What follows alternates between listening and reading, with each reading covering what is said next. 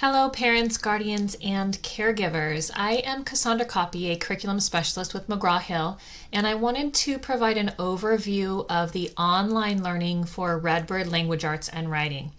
I know this is a very wild time and your students are not in class, and we want to make sure that they are still able to access some learning, and they can definitely do that through Redbird if they have been provided that through their school.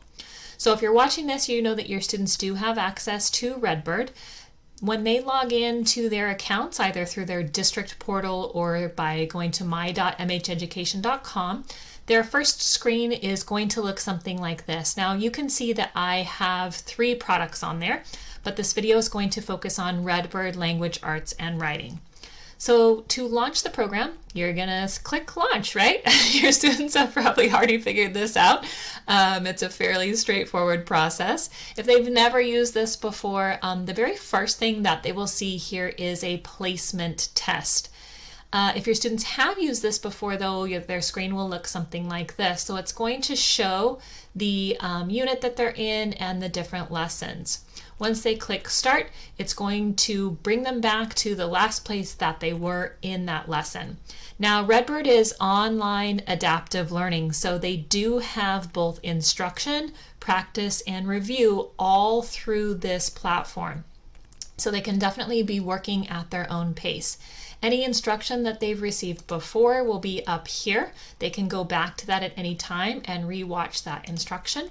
They also have access to a glossary of terms. If they need to review certain things, they can search by names as well, and it will provide them with some definitions.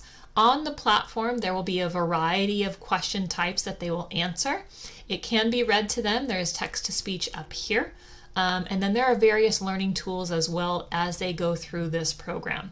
So again, on Redbird Language Arts and Writing, they are receiving explicit instruction, then they will have practice, and this is adaptive, so it will depend on how they're performing as they progress through. To get back to that main page where they started, they just click on this icon right here. They can also see their progress through this unit by clicking on this little link up here in the left-hand corner to see their progress through the curriculum.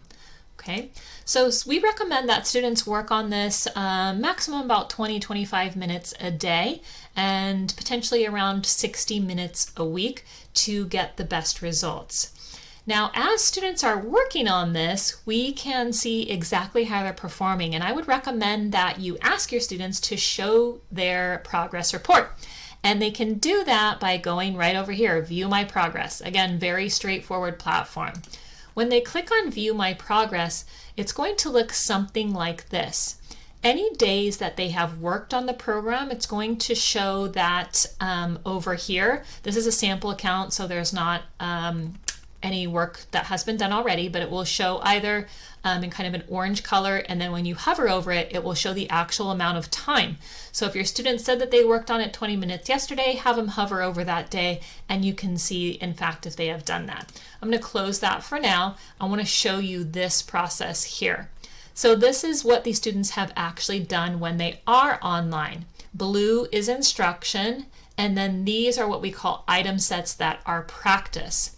If it's red, that means they got it incorrect. Light green, correct on the second attempt, and dark green is correct on the first attempt.